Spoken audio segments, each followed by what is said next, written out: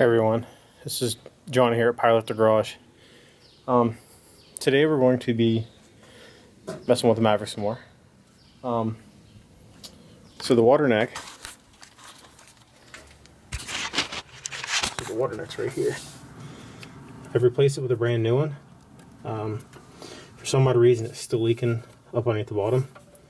So today we're going to take this off, clean everything up, make sure it's square across it, reseal it, put it back on, and then bleed the system again. My last video we did the B&M shifter, as you can see right there. So we're going to adjust it so it works properly with going down through the gears, and then we'll put the center fin back on. So these older cars, for some odd reason, they get air pockets in the brakes. So for right now, I'm going to jack up the back end of the car, get it on stand so the tires are above the ground, pull all four wheels off and bleed the brakes because I have no brakes at the moment. Once they're bled, then we can adjust the shifter, and then once the shifter's done, then I should be able to do the water neck last. Because the system's done and the engine starts up and runs fine. Plus that gives me a little more time to charge the battery. It's been sitting for a while, so it's dead. So that's what we're going to get into today, and keep watching and see all the excitement. Alright. Hey, you're fine. Alright. So we have it jacked up. It was supported by stands. When you bleed brakes, you always do the farthest corner from the brake master cylinder. So it would actually be the other side over there, the passenger side rear first. So there is on the back of these, there is a bleeder. This little guy right there. So it takes a 5/16 wrench, and somebody gets in the car, they pump the brakes until they get pressure, and then you say hold, and they'll hold it to the floor. And then once it's held to the floor, you break this nut loose, and usually air and fluid will fly out. And then once you have it broke loose, you tighten it back up, and then have the person inside start pumping again. They should never let off the brake pedal until you have this sealed, because it'll suck air back in through here. So we already done the back two now. We have the front, we're breaking the nuts loose and jacking the front up. We've got to do the front, and then hopefully we have brakes all the way around. If not, we probably have air in the lines or a leak somewhere that we have to find that's sucking air into the system, so we have brakes. Alright, so we bled all four corners, and come to find out the passenger side brakes slave cylinder, I don't know if it had dirt in it, air or whatnot. It had a ton of air in it. So this is the brake master cylinder. You flip this off, and there's two reservoirs. One is for the front brakes, one is for the rear brakes. We had a bunch of air in the one side, but after pumping and getting all the fluid out, we finally got it out. We are now going to start the engine, make sure the fluid in the transmission's good, and I'm going to crawl underneath and adjust the shifter linkage, which I'll record that when I do it so you guys see it. It's going to be really loud, so I'll probably edit out the sound. And once we get that straightened up, should be able to put the rear wheels in it, and hopefully the thing should move on its own. We'll find out. Then once all that's done, we'll let the engine cool down and fix the thermostat housing. Alright, so we're going to try this.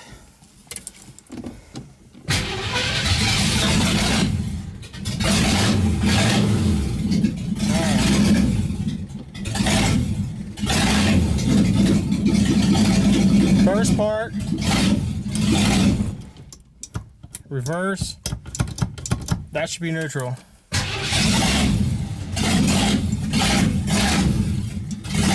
That should be drive. That's drive.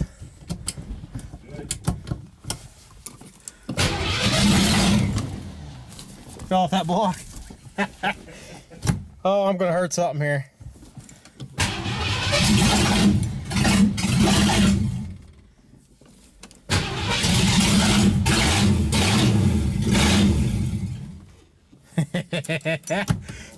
Well, since I put it in drive,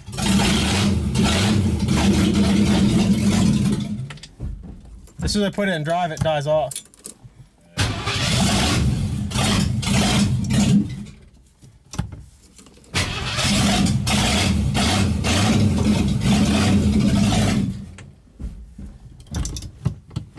Yeah, we gotta adjust some carb work or something here. So we got the car moving on its own. We got the shifter finally adjusted the way it needed to be, and we didn't even have to tweak the shifter at all. So I am now going to start it up and back it up. I'm going to back the car up about 5-6 feet because I need to bring the Subaru around. And this is the one we had the issues with. Well, it locks up now whenever you hit the brakes.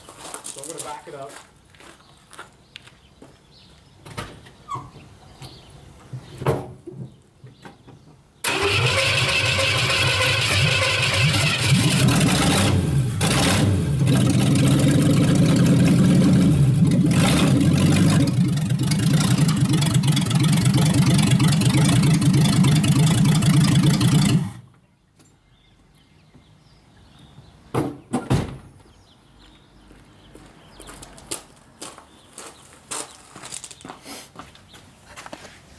As you can see, still need to do a bunch of tweaking on it, but it does move on its own power now. So now I'm going to bring my Subaru in. I got to change the oil in it, put the AC belt back on, and then when I'm done doing that, I got to bring that back in here. Alright, so I got my 2007 Subaru Impreza. Got the car jacked up. I already got the bin underneath it. I had to put a new AC belt on it, which is right here. So you have to take this nut off, this bolt, and then you loosen this nut up and it'll take these two covers off. Then there's a nut down right. It's kind of hard to see, but it's where my finger's at. You loosen that up and then loosen this up, and the alternator will go down. And then you can pull this belt off. And then once you have this belt off, you loosen this nut right here. And there's a nut right here, this all thread. You tighten it up and it brings this pulley up, which then will allow you to put that belt on, because this belt is behind this belt. So I already did that. It took 5 minutes. Put it all back together. Sorry you didn't see it. So now I'm going to do the oil the way I always do it. I'm going to take this cap off, maybe.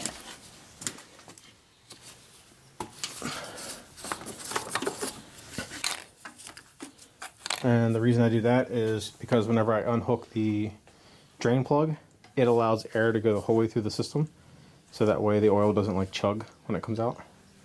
So I'll take the drain plug off, and then I will show you where the oil filter is. And I use this nifty little clamp. It actually opens up like this.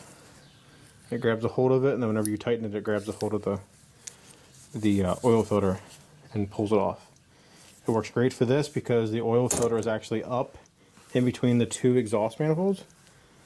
So you have to go up in between them, and then it comes down out, and usually you get covered in oil and such. But we'll show you where it's at. Alright, so as you can see, there's the oil coming out. It's a 17mm bolt. You get it out, just let the fluid drain out. This is what the bolt looks like. So a lot of these have a copper washer. You can see there's a washer right there. Some cars have a nylon washer, which usually the nylon washers, I would recommend you buying one every, I don't know, 4 or 5 oil change, because a lot of people tighten these up too tight and it smashes that little O-ring, then it never seals. With these copper ones, you get a longer life out of them, but you can do the same thing. If you tighten this up too much, it'll do it. Some of these, this end is magnetized, which I don't think this one is. Yeah, this one. So sometimes you'll pull these out, and then this thing will be corroded with, like, if you have metal shavings or anything in your oil. So you clean that off, and if it's too excessive, you may want to get your engine checked out, because you may have issues. Alright, so I got the oil filter out. It's in there. So now I'm going to put my new frame. These are the tough cards. Supposedly good for 10,000 miles. I usually do 4 to 5 on my cars. But before you put the new one in, you take oil, you go around the seal, and then you screw it up in by hand. You're supposed to go as soon as it touches, is it 1.5? It says 1 full turn once it touches. So I'll put that in and hopefully that's done drying underneath there. We'll be done with this. Put it in the car. Alright, so I just put just over 4 quarts of oil in this. The capacity is 4.2. So here's this little funnel here. I normally run Mobil 1 530 in my cars, high mileage usually, depending on what car it is. But so once you get the oil in, make sure you have no leaks underneath. Which we can look real quick. Nada, no leaks. Then you start the car up. This is important, you do not give it gas. You let it run.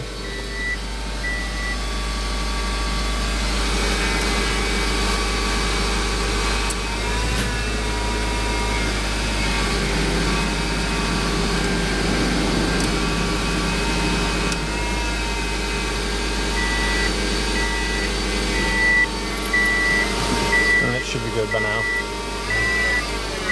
That's my AC condenser you hear making a whining noise. I need to replace it.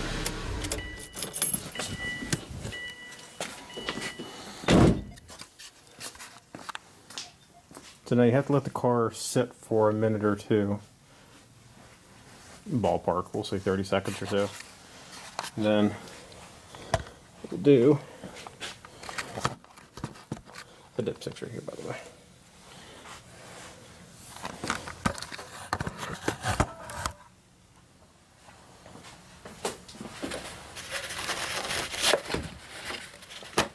Love these blue towels, work great. Get a dipstick. You always clean the dipstick off first. Put the dipstick back in. Check it for fluid. As you can see, I don't know if you can see it or not. There's 2 little dots on here. So the first little dot is the full mark. There's a little notch right here. It means it's over full. So we are right here. So we were probably half quart, so.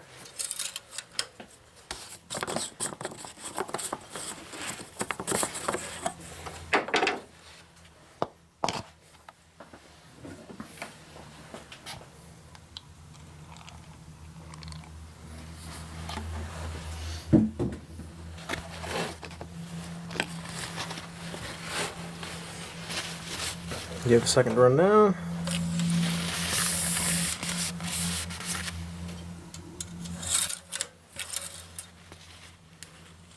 Yeah, fluid is ahoy up to here.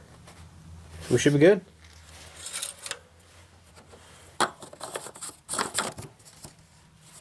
Usually what I do is I'll run it for a couple days and then I'll check the oil again because some of these cars will burn oil. This car's been decent to me, but as far as the engine goes, it's been miserable to me as far as the suspension goes. I've replaced all 3 of the 4 wheel bearings. I have to change the 4th one yet. All the brakes all the way around. Lower ball joints on the front. The rear needed all the bushings, which took me 3 weeks to do because you had to special order the parts from Subaru. But once you get all that stuff fixed, the thing's wonderful. But this thing has just been miserable to work on. So, alright, I'm going to get this all buttoned up, pull this out. Then I'm going to pull the Maverick back in and I'll record that and then we will be done for the day. Alright, so now we're going to bring the Maverick back in.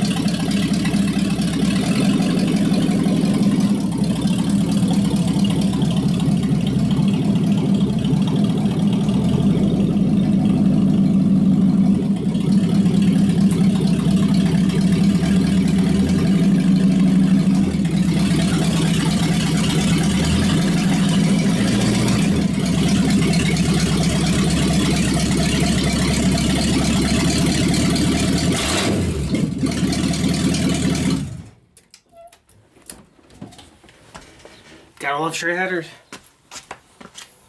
Alright, so we got the Maverick back in. I'm going to button it up for the night. Hopefully the next video will be, we're going to fix the water housing, make a couple adjustments underneath, and hopefully be running the exhaust really soon. I need to run and get exhaust pipe. So thanks for tuning in, and hopefully the next video will be better.